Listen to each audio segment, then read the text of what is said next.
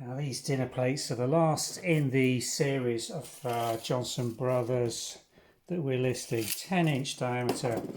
The reason we've left them till last is, as you can see, they're in really heavy, worn vintage condition, and to be fair, we wouldn't normally be listing china in this condition if it wasn't for the fact that these are quite difficult to find and rare.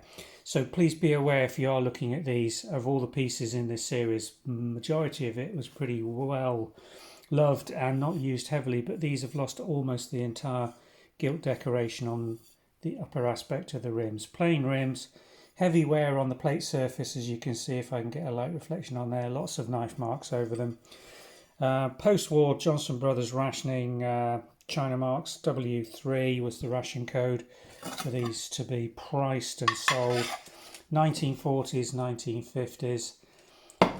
Heavy, worn, vintage condition is the genuine advice on these. They're not going to be expensive as a consequence of that.